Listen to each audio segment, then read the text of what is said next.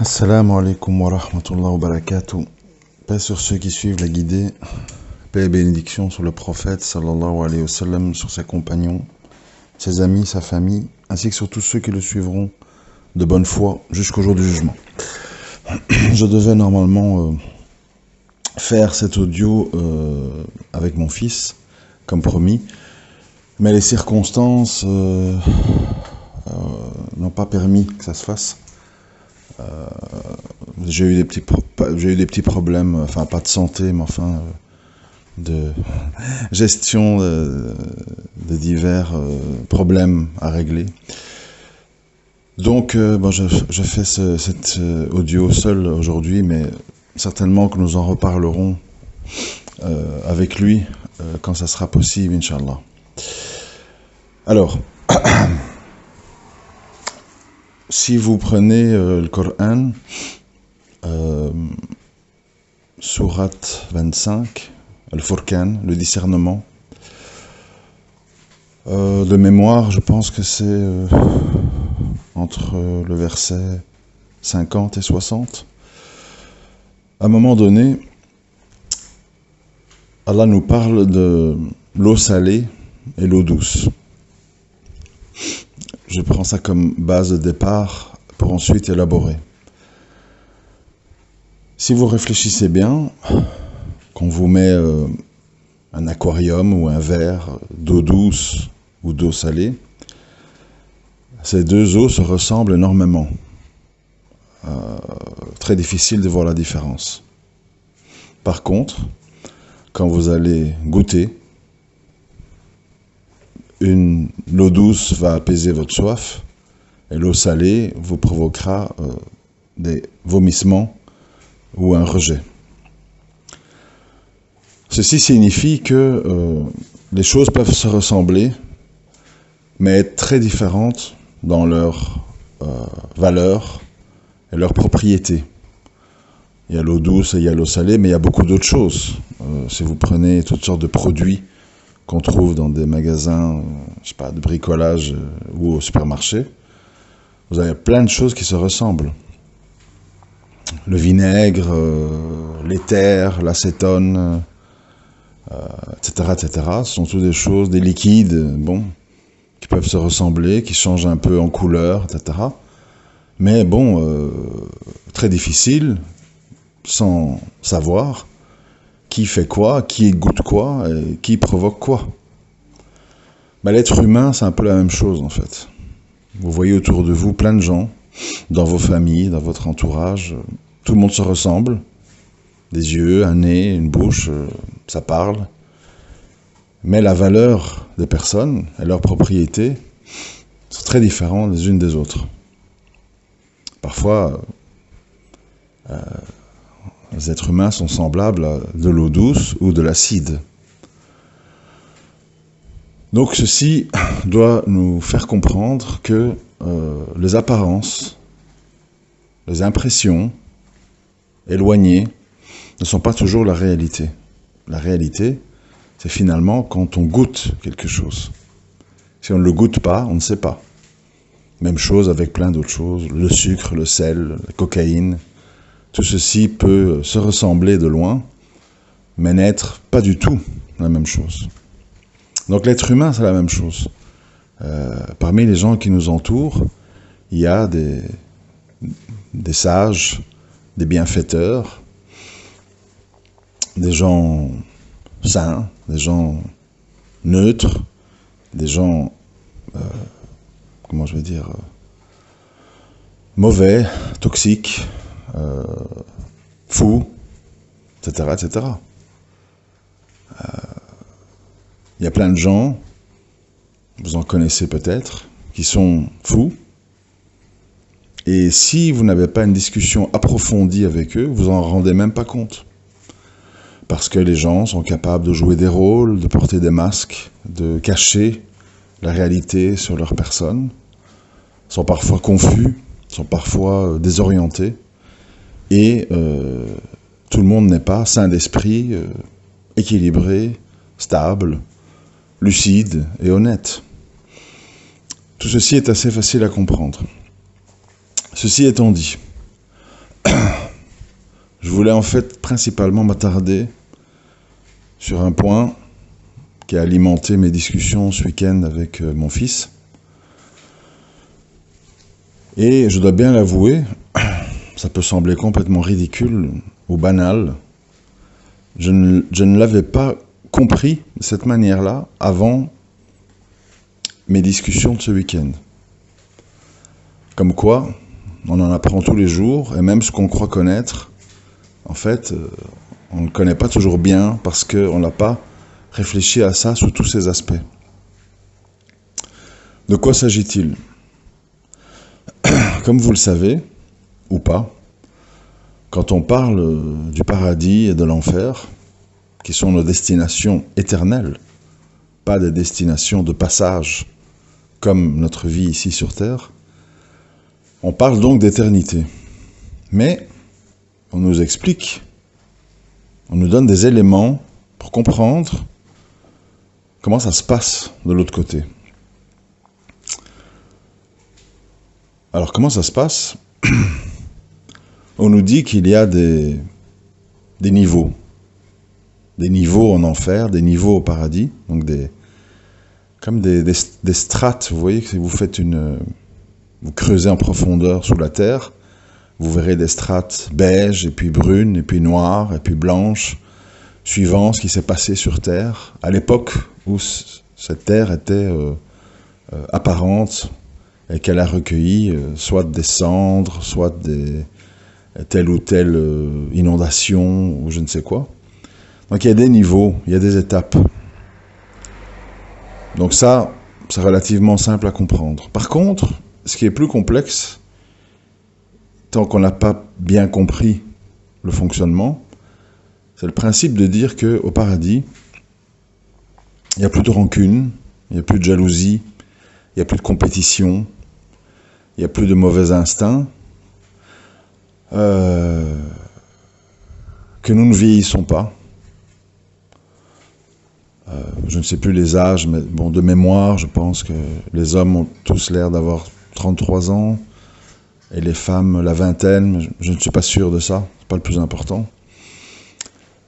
Nous mangeons, mais nous n'avons plus de digestion, plus d'obligation d'aller aux toilettes, etc. On ne dort pas, on n'est pas malade, on ne crache pas. Chaque jour, chaque événement est plus éblouissant que ceux qu'on a vus avant. Donc c'est une espèce d'émerveillement permanent. Chaque relation intime paraît plus extraordinaire que celle qu'on a eue avant. La femme qui est assignée à un homme est complètement dévouée et dédiée à la satisfaction de son homme, sans connaître jalousie, possessivité, rancune, etc. En gros, c'est ça l'idée. Et alors évidemment, ce que je discutais avec mon fils, c'est que il faut bien comprendre une chose. Quand on doit expliquer des sensations avec des mots, c'est très difficile. Parce que des émotions et des sensations, ça ne s'explique pas facilement.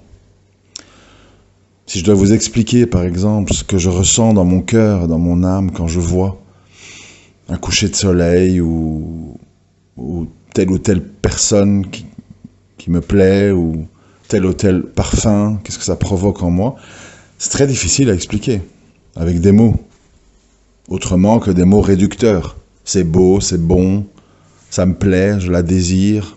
Vous voyez, c'est très réducteur.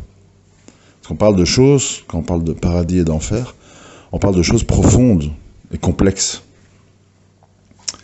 Et donc, quand on dit des palais faits de briques d'or et d'argent, des chemins et des routes en safran, on transpire du musc,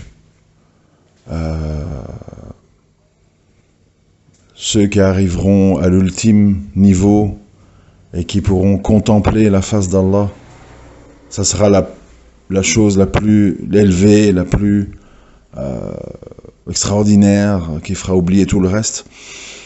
C'est assez abstrait. Vous mangerez de la chair d'oiseau, vous allez boire du vin qui n'enivre pas, enfin, des rivières de miel, de lait pur. Vous voyez, c'est des mots qui essayent d'expliquer des sensations. Alors,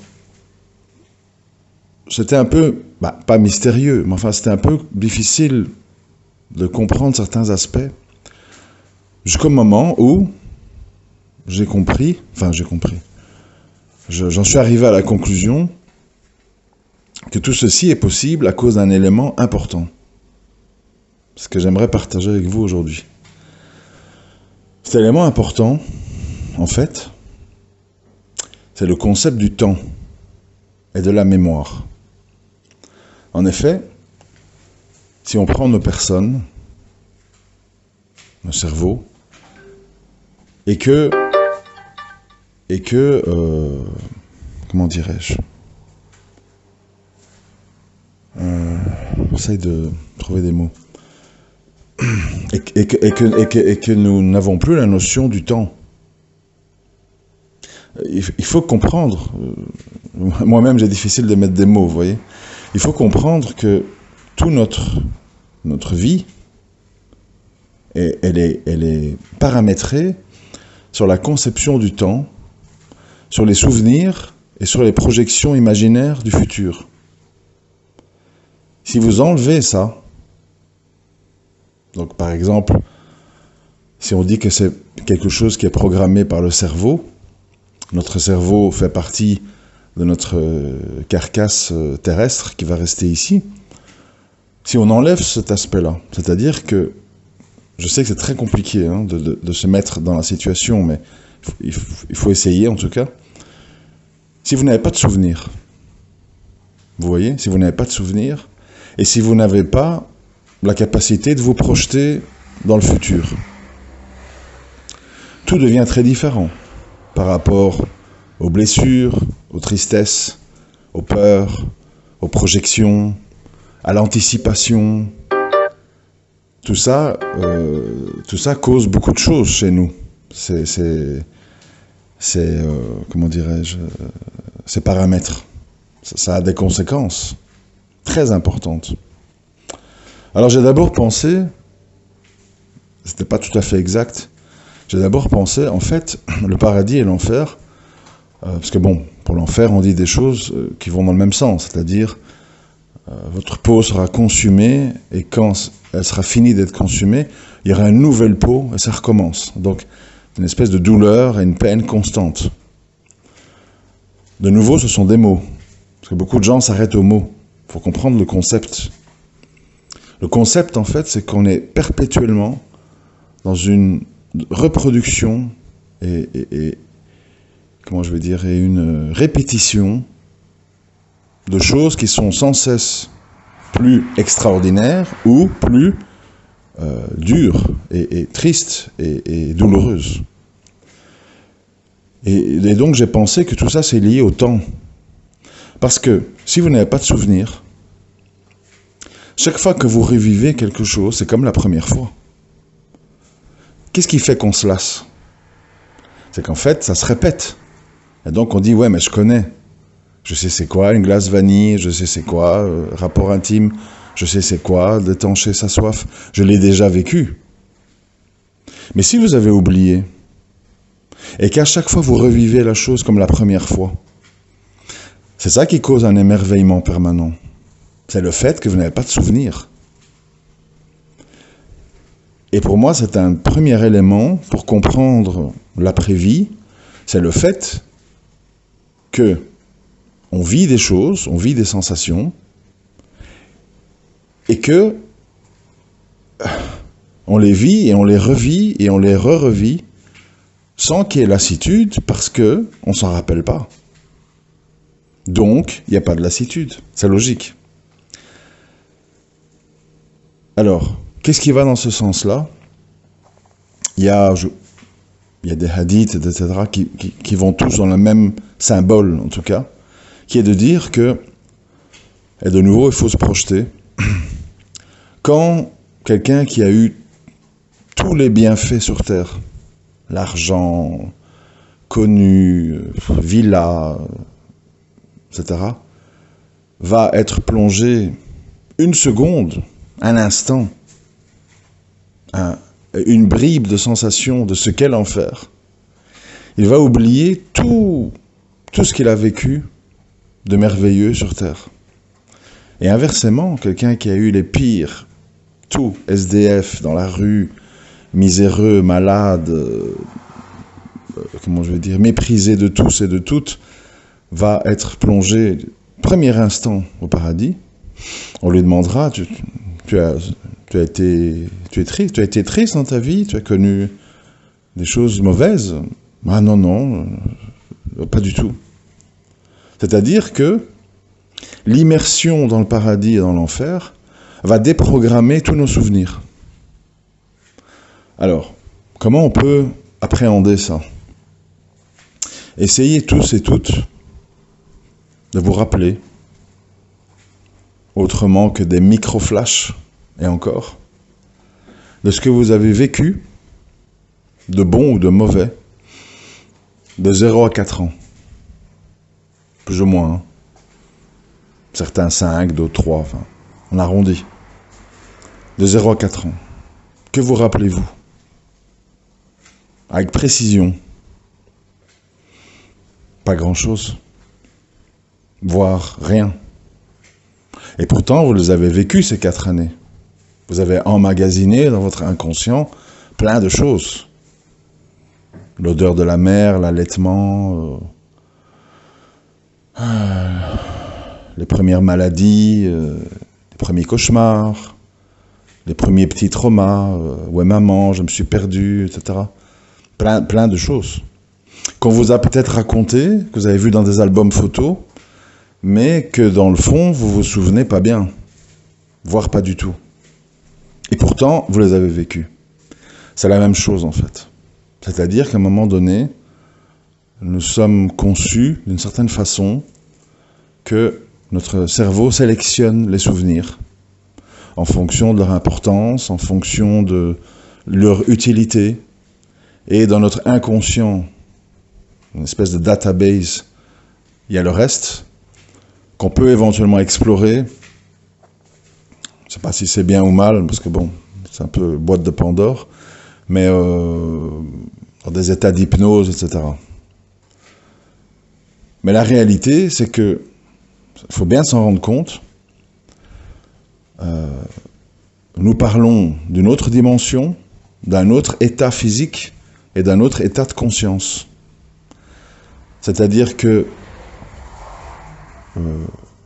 l'énergie fragmentée et dispersée sur Terre se rassemble dans un même lieu et rejoint,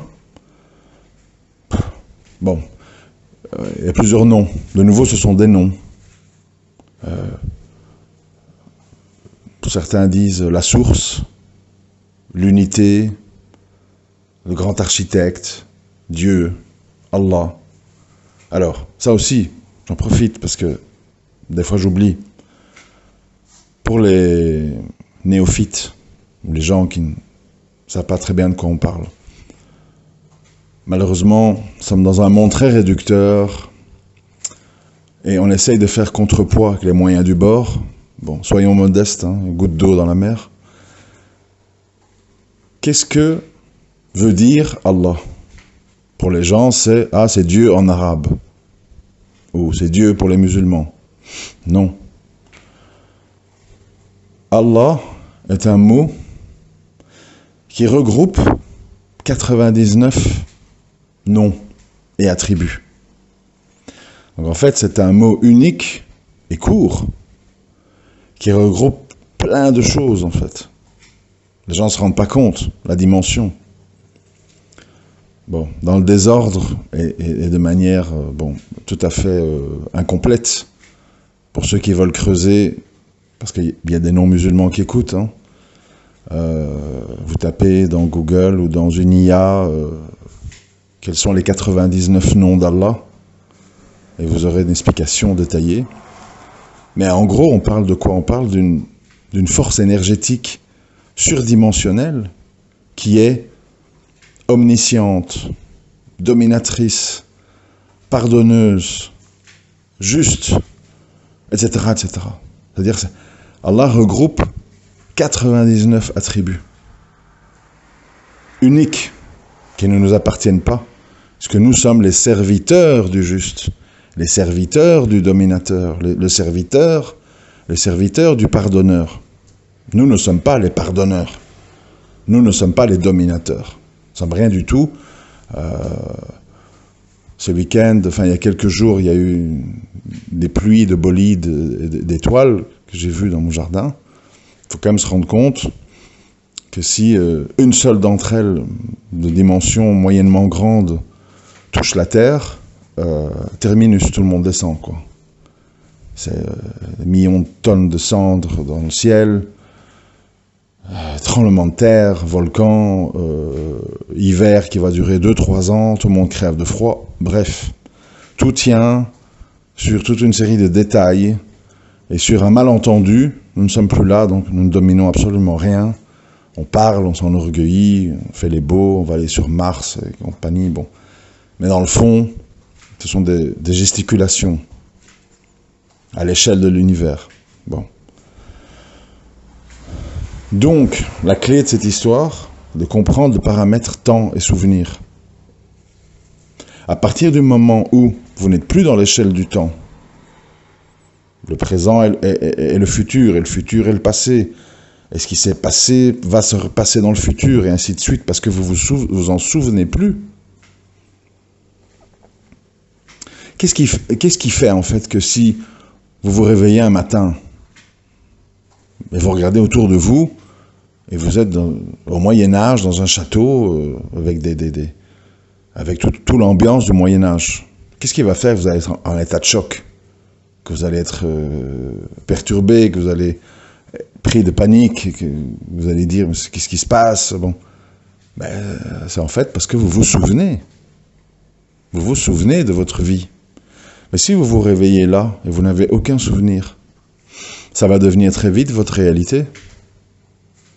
Vous allez être un peu perdu, puis vous allez prendre vos marques, et puis vous vivrez en 1400, en 1500. Parce que vous ne vous souvenez pas que vous venez de 2026. Tout est basé sur les souvenirs et la mémorisation. Si on ne sait rien, si on a tout oublié, on repart à zéro, et puis voilà. C'est exactement, en fait, comme n'importe quoi. Vous vous réveillez au Brésil, vous ne vous souvenez pas que vous êtes européen. Je ne comprends rien, qu'est-ce que je fais là? Qui sont ces gens?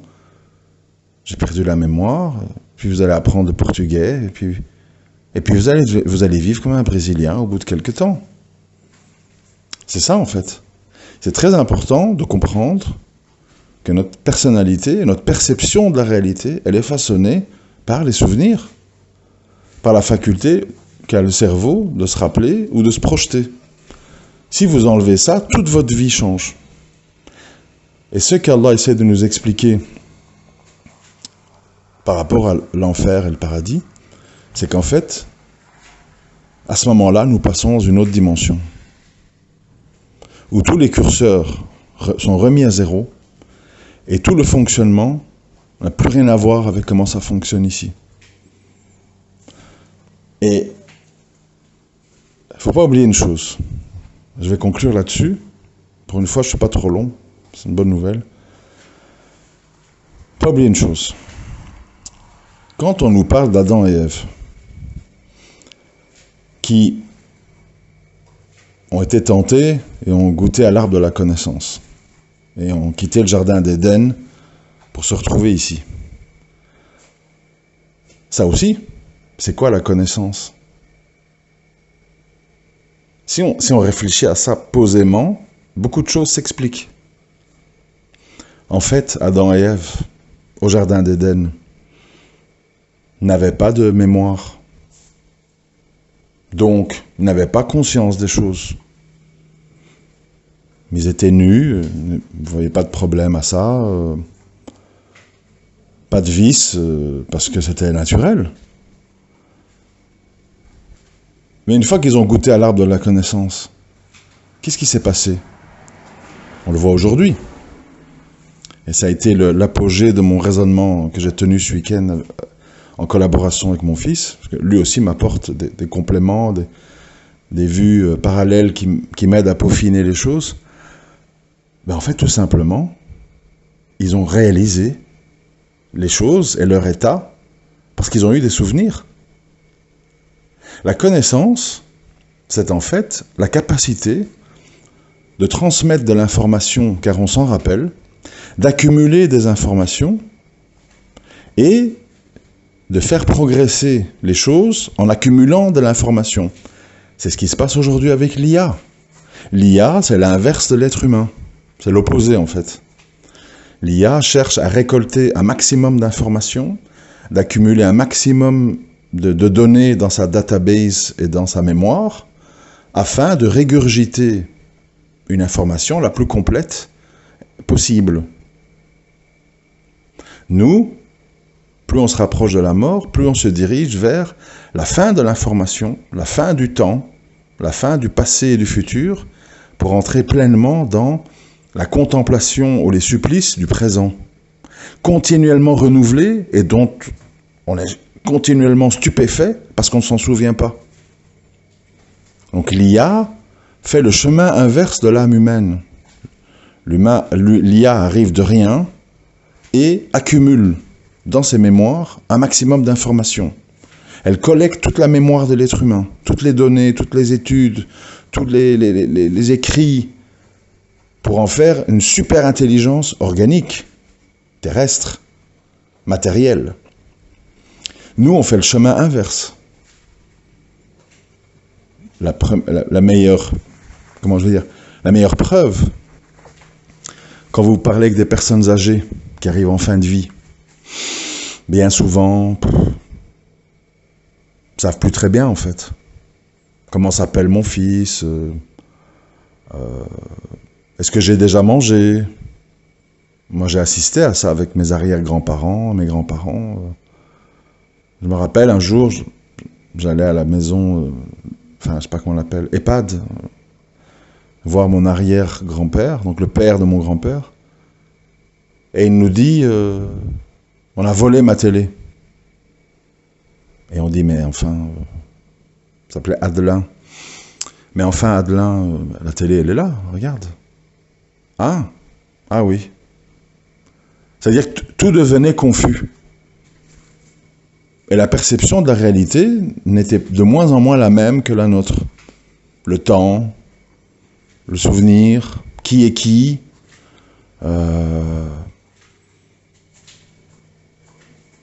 comment ça se passait encore, il y a une confusion entre la personne qui vient me visiter, c'est mon fils, mon frère, mon père, on ne sait plus. Et le sommet, c'est évidemment, j'ai envie de dire, l'antichambre du paradis, c'est un petit peu l'Alzheimer, quoi. C'est plus. Notre moi organique ne correspond plus du tout à notre cerveau. On ne sait plus qu'est-ce qu'il faut faire, je dois aller aux toilettes, comment, plus rien, tout s'efface. Donc notre âme fait le chemin inverse de l'IA. Et la connaissance, l'arbre de la connaissance auquel ont goûté Adam et Ève, c'est le début des souvenirs et de la compréhension et de la projection. Ah, je suis tout nu. Ah, je suis honteux. Ah, je dois cacher mes parties intimes. Et ainsi de suite. C'est le début des problèmes, en fait. et puis on quitte le jardin d'Éden, on se retrouve ici. Comment je vais manger? Comment je vais me loger? Et l'avenir de mes enfants? Et pourquoi c'est arrivé? Et pourquoi j'ai subi ça? Et pourquoi mon père m'a frappé? Et pourquoi ma mère m'a pas aimé? Et pourquoi mon mari m'a trompé? Et on est là. On accumule, on souffre, on se rappelle, et nous sommes sur la terre des épreuves. Et la grande libération, c'est la fin des souvenirs, et c'est la contemplation d'un spectacle sans cesse renouvelé et sans cesse stupéfiant, parce qu'on ne s'en rappelle pas. Et donc, nous sommes sans cesse éblouis, sans cesse dans des émotions nouvelles et renouvelées. C'est ça, en fait, la fin du monde organique et la fin de l'épreuve terrestre. C'est la conclusion à laquelle je suis arrivé. Et personnellement, ça m'aide énormément à comprendre, en fait, les raisons et le cheminement de tout ça. Et finalement, tout s'explique. Ici, nous sommes dans une espèce d'une illusion organique de ce qui n'est absolument pas le paradis. Parce qu'ici, c'est la lutte pour la survie, en fait. Les gens ne s'en rendent pas compte. Parce que, voilà, c'est une question de dimension. Mais en fait, la Terre n'est qu'un lieu de bagarre pour survivre. Les lions cherchent des antilopes, les fourmis vont en colonie là où il y a du sucre, de faire attention, pas mourir. Ils font des ponts au-dessus des rivières pour pouvoir traverser les cours d'eau. Enfin, la lutte pour la survie organique. Alors qu'en fait, ce qui compte, c'est notre âme céleste, enfermée dans un corps organique qui a des souvenirs, des craintes, des blessures, pour un temps déterminé. Et puis, qui se terminera dans un accident, une maladie, vieillesse, fin du renouvellement des cellules mitochondriales, fin des souvenirs, fin de la compréhension, fin de la logique, et disparition, et retour vers le paradis ou l'enfer. Tout est très clair, tout est très simple. Reste à l'admettre et à le comprendre. Oui, c'est possible. À très bientôt, Inch'Allah. Assalamu alaikum wa rahmatullahi wa barakatuh.